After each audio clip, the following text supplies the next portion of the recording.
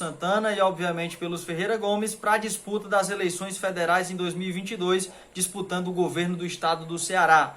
Não é segredo para ninguém que o governador Camilo Santana não pode mais se reeleger, ele já está no seu segundo mandato, que acaba no final do ano 2022.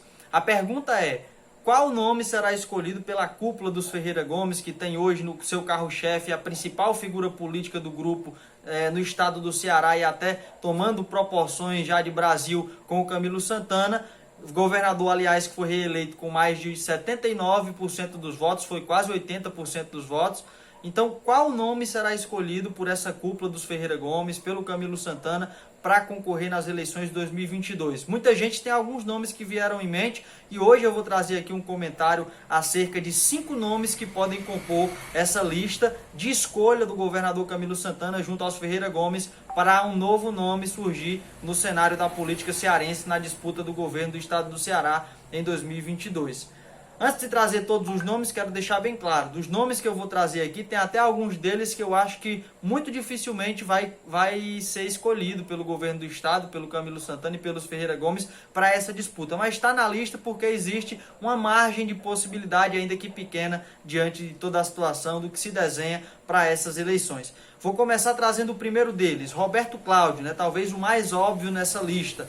Prefeito reeleito da capital cearense, do maior colégio eleitoral do estado do Ceará, figura que não é nesse caso nenhuma novidade, já que ele é a figura que conseguiu uma reeleição no maior colégio eleitoral do estado do Ceará, que é Fortaleza, conseguiu inclusive reeleger o seu sucessor, um candidato que foi fraco na questão dos debates, um candidato que não teve tanta coisa a apresentar em si mesmo, como foi o Sarto. Ainda assim, o respaldo do Roberto Cláudio, somado aos Ferreira Gomes e, claro, a maior figura política do estado do Ceará hoje, Camilo Santana, elegeu o Sarto como novo prefeito na capital cearense. Mas enfim, o nome do Roberto Cláudio consta em todas as listas como o principal nome que deve ser escolhido pelo governador para disputar as eleições de 2022 de governo do estado. Mas algumas coisas podem acontecer nesse percurso e podem vir a atrapalhar. Só que antes disso, o Roberto Cláudio, ele já foi, trazendo aqui um rápido relato sobre a trajetória do Roberto Cláudio, ele já foi 2 vezes prefeito de Fortaleza. São as eleições que eu acabei de trazer aqui, de 2013 a 2016, de 2017 a 2020. Ele foi presidente da Assembleia Legislativa do estado do Ceará de 2011 a 2012 e tem como ponto forte, principalmente Fortaleza, o maior colégio eleitoral do estado do Ceará, e também já apresentou força na sua eleição para deputado estadual no ano 2010, com um resultado expressivo na região metropolitana, no maciço do Baturité e na região da Ibiapaba, em várias cidades. Então, esse é o ponto forte do Roberto Cláudio, que para mim figura como o primeiro candidato, como um primeiro possível nome que deve ser escolhido pelo Camilo Santana para a disputa das eleições de 2022 ao governo do estado. Vamos para o segundo. Segundo nome também muito falado por muitas pessoas. Se trata de Mauro Filho. Mauro Filho, deputado federal, filho do ex-senador Mauro Benevides, e que foi deputado federal simplesmente por 5 vezes, E aí algumas cidades de pequeno e médio porte do Vale do Jaguaribe são as cidades que dão o carro-chefe da votação para o Mauro Filho nas últimas eleições, principalmente na última eleição para deputado federal. São essas cidades, por exemplo, cidades como Pereiro, Hererê, Quixeré, Potiretama, Iracema, essas de pequeno porte, e a cidade de Jaguaribe, uma cidade já de mais médio porte. É lógico, a votação do Mauro Filho ela se espalhou por muitas cidades do interior cearense. Essas cidades que eu separei aqui foi onde ele teve uma maior expressão no quesito percentual, mas são cidades pequenas e não sei se isso seria o suficiente para trazer o Mauro para essa disputa do governo do estado do Ceará. A principal arma do Mauro Filho, por que o nome do Mauro Filho é tão cogitado? Porque o Mauro ele foi um dos carro-chefes na questão dos pronunciamentos do governo do estado, do trabalho junto ao governo do estado, é um braço direito dos Ferreira Gomes, vem se portando com muita fidelidade há bastante tempo junto aos Ferreira Gomes, então é um dos nomes cogitados. Agora, ele tem alguns problemas. Antes de falar dos problemas, o Mauro ele é simplesmente PhD em economia, um cara que é uma máquina de conhecimento relacionado à economia, sabe o que faz, foi um dos que teve a melhor gestão fiscal no estado do Ceará até hoje, Gestão fiscal é com o Mauro Filho, sem dúvida. Agora, alguns problemas atrapalham muito aliás. O principal problema que atrapalha ele, nesse caso, é alguns problemas do passado, algumas coisas que podem ser desencadeadas numa eleição para governo do estado, já que a gente sabe que uma eleição que começa a se polarizar e que deve ter aí o desenho do candidato dos Ferreira Gomes e um forte embate com o candidato do Capitão Wagner ou o Eduardo Girão, né, que no caso aí pode ser tanto um como o outro disputando essa eleição, representando a ala conservadora no estado do Ceará. Então, ela vai ser uma eleição que muito possivelmente vai ser polarizada. E o Mauro teria, digamos assim, uma raiz para puxar de um passado, né, de algumas manchas que o passado pode trazer para atrapalhar com que o Mauro cresça. Outro problema para ele, eu acho que esse é um problema ainda maior, é que Mauro Filho teve uma votação que não foi tão representativa na capital cearense na sua última eleição. Por exemplo, em Fortaleza, o maior colégio eleitoral do estado do Ceará, o Mauro Filho teve apenas a 9ª colocação na votação entre os deputados federais do estado. Isso é algo muito sério e algo para se pensar. Ele teve apenas 1,85% dos votos na capital. Pensando desse ponto de vista de que a capital ela é o ponto mais decisivo da eleição para o governo do estado, já que na capital se concentram o maior número dos eleitores, seria um problema e tanto para o Mauro Filho, que pode ter um adversário que acabou sendo o deputado federal mais votado no estado do Ceará. Estou falando do Capitão Wagner, que colocou aí, digamos assim, nessa lista, né, nessa votação para deputado federal na eleição 2018, o Mauro apenas como nono, né, com essa votação. Não é inexpressiva, porque foi uma votação que ajudou o Mauro a garantir a sua eleição para deputado federal, mas uma eleição que, quando a gente olha para uma disputa majoritária, pode sim dar muito trabalho para que esse crescimento do Mauro ocorra na capital. Ou seja, o Mauro está muito mais espalhado e expandindo para o interior do que propriamente para a capital. Seria, na questão do discurso, dos debates, um grande argumentador, porque, volto a repetir, o cara é PhD em economia, o cara tem conhecimento técnico de sobra, ele coloca muita gente no bolso no debate, mas esses outros problemas, essa votação baixa em Fortaleza, pode ser um fator para inviabilizar a questão da escolha do nome do Mauro para disputar o governo do estado. Vamos para mais um, para o terceiro nome dessa lista. Eu falo agora de Zezinho Albuquerque, né, o secretário da cidade, Zezinho Albuquerque, figura também muito conhecida no estado do Ceará. Já eu vou trazer aqui o crescimento do Zezinho, que foi um crescimento constante no histórico do contexto eleitoral no estado do Ceará. Mas antes de falar desse contexto do Zezinho, uma coisa é muito importante de se falar. O Zezinho, ele é um cara que foi muito cogitado, e até em outros momentos foi cogitado e esperado, que ele almejasse uma coisa maior, porque ele tem uma cúpula muito forte, né, em algumas cidades do interior do estado, principalmente Massapê, a sua cidade natal, onde ele conseguiu, digamos assim, ter uma linhagem, né, familiar, já com o seu filho, a J. Albuquerque também saindo de lá, já também com a sua filha, que acabou disputando as últimas eleições também na cidade de Massapê. Então, o Zezinho Albuquerque seria um nome muito cogitado. Mas nesse momento eu vou falar do Zezinho, trazendo o histórico dele nas disputas eleitorais. Olha, ele foi deputado estadual, aliás, ele é deputado estadual licenciado hoje. O Zezinho hoje é deputado estadual licenciado, ele está atuando como secretário das cidades, ele foi eleito e acabou aí pedindo licença, né? Está licenciado do seu cargo para poder exercer essa função. E Zezinho não foi nada mais, nada menos que 8 vezes consecutivas eleito deputado estadual no Ceará. Não é brincadeira, o cara tem uma história, né? Se você contar que durante cada processo eleitoral e durante cada mandato tem um desgaste que o candidato tem, porque as pessoas começam a cobrar e de repente se o candidato não responde à altura, ele começa a se desgastar. O cara conseguiu simplesmente ter 8 eleições consecutivas, e o mais impressionante em tudo isso, de 1990, que foi a primeira eleição do Zezinho para cá, a primeira disputa para deputado estadual que ele venceu até hoje, o Zezinho veio crescendo em votação, e a única eleição onde ele não cresceu de votação foi exatamente a última eleição, a eleição 2018. Mas também não caiu tanto, ele praticamente manteve a votação que ele havia tido na eleição 2014, né, que já era uma votação muito expressiva. Ele havia sido nas eleições de 2014, me salvando aqui a memória, um dos 3 parlamentares mais bem votados no estado do Ceará, e ele conseguiu manter a votação muito parecida para 2018.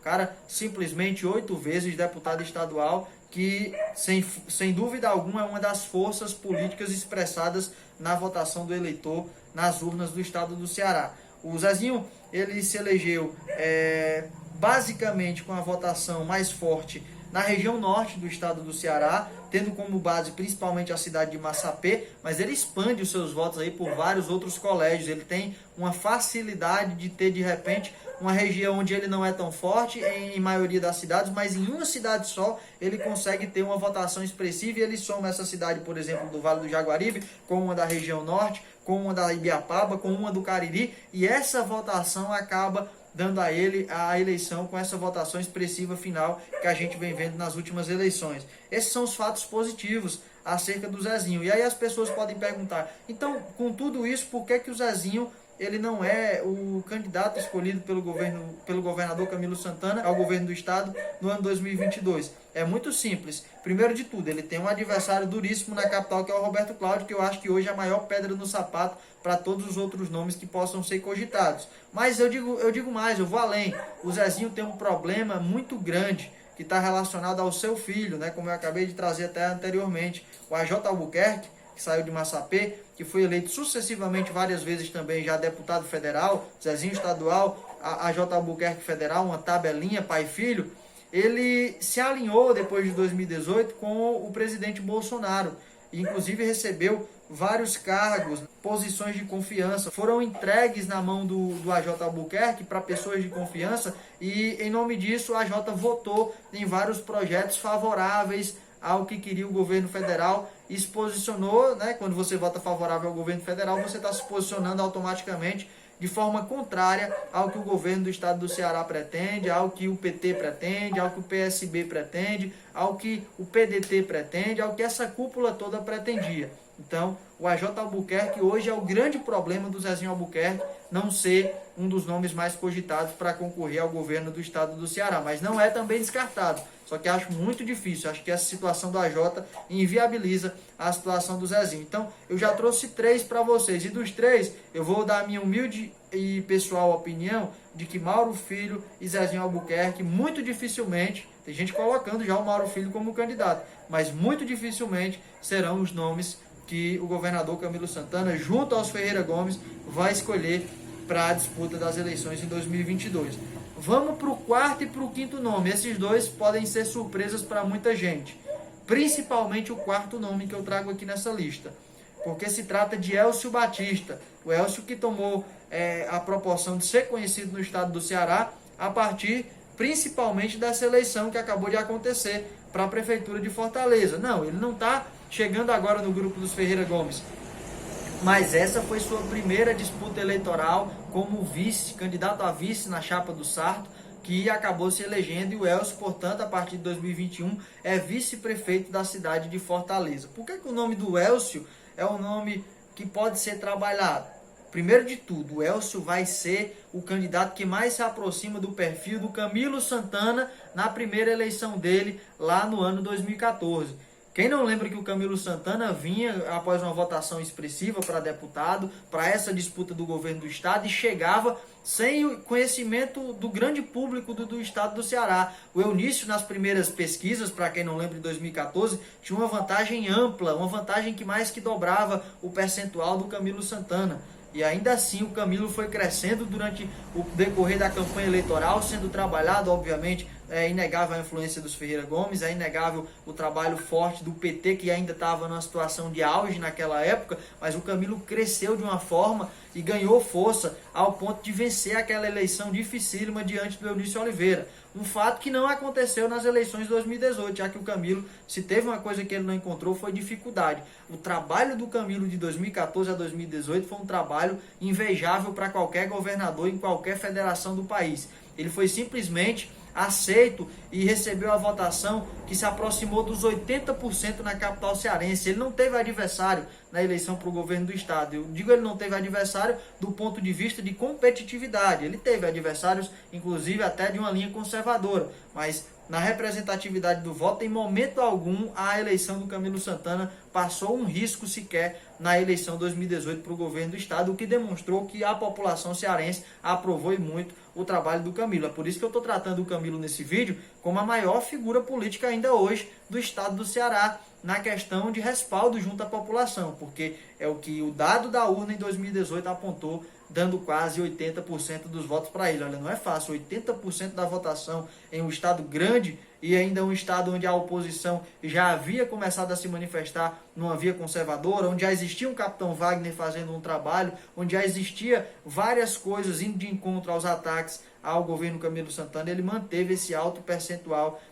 em 2018, que foi algo realmente para a gente poder tirar o chapéu para o que o Camilo fez no estado do Ceará. É lógico, hoje ele tem aí uma série de outros fatores que acabou desgastando bem mais o trabalho dele, né? Ele tem a questão da paralisação da polícia militar, que foi de fato uma situação constrangedora e difícil para ele resolver. Ainda tem quem diga que ele saiu por cima nessa situação porque conseguiu solucionar bem a questão, mas o fato é que não deixa de ter um determinado desgaste dentro dessa situação. Outro desgaste do Camilo foi também a situação da pandemia, né? Mas esse desgaste não é um desgaste do Camilo, é um desgaste de todos os estados brasileiros para todos os governadores que estiverem no poder durante esse período.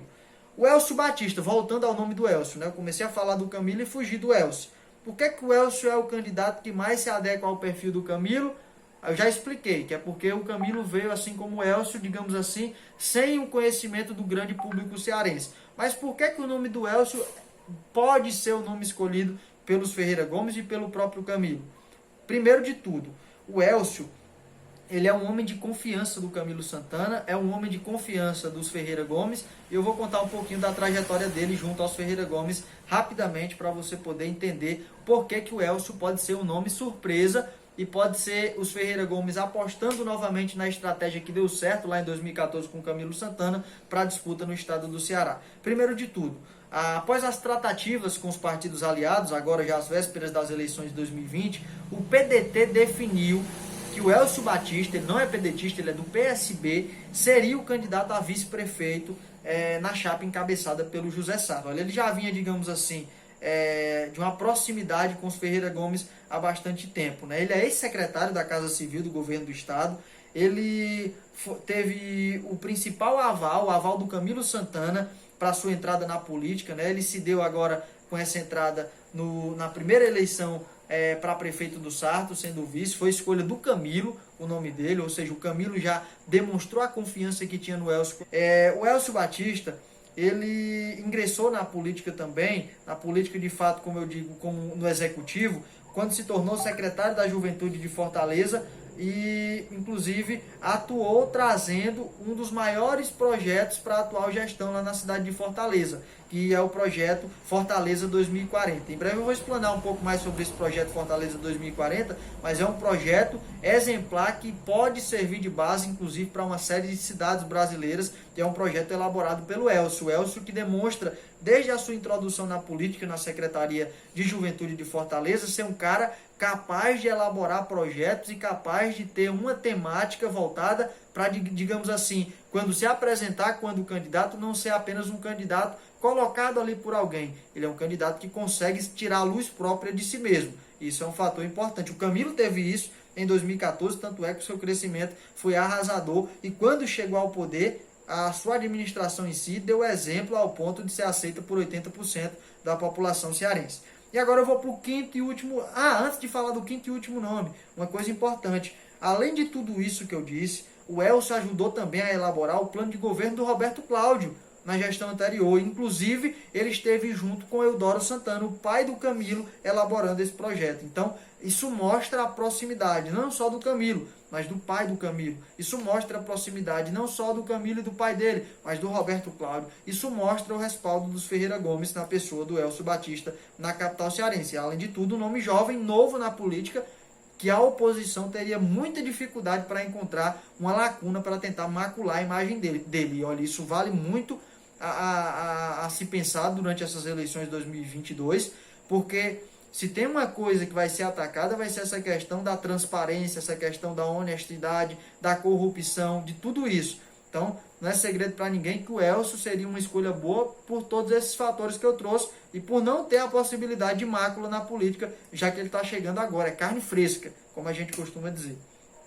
Vou agora para o quinto e último nome dessa lista. Esse nome eu acho bem improvável, mas não posso descartar, porque é prefeito de uma grande cidade cearense, uma cidade que também tem um grande colégio eleitoral, né? Não se iguala a Fortaleza, não chega nem perto, mas é uma cidade sim representativa e parte de um princípio que aconteceu também com o Camilo Santana nas eleições de 2014. O Camilo veio lá do Cariri.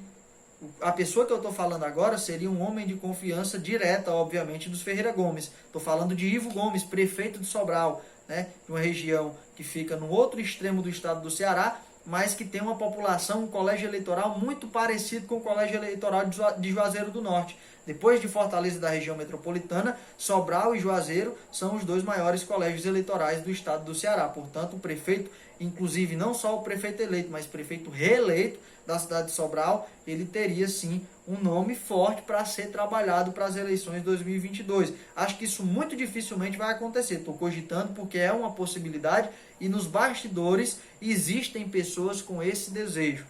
Muito dificilmente ele vai se realizar, mas que existe, existe. Inclusive eu estou trazendo aqui já a minha opinião pessoal de que eu acho que o Ivo Gomes não vai ser nessa eleição lançado pelos Ferreira Gomes, até porque essa questão de lançar irmão seria desgastante para aquele outro contexto que eu trouxe anteriormente, relacionado à questão do desgaste da imagem do Cid, do Ciro, né, com as questões já de administrações passadas, que seriam mais facilmente ligadas ao Ivo do que a um outro candidato que não tivesse esse tipo de situação já vivenciada. Mas o Ivo, para a gente poder trazer quem é o Ivo Gomes, que é prefeito de Sobral, ele é o mais improvável dos 5, como eu já disse. Ele foi 3 vezes eleito deputado estadual, primeira vez em 2002, depois em 2006, onde foi o segundo mais votado no estado do Ceará, o segundo deputado mais votado no estado do Ceará. Em 2007, ele assumiu a chefia de gabinete do então governador Cid Gomes. Em 2013, ele se tornou secretário de Educação de Fortaleza na gestão Roberto Cláudio, aí ficou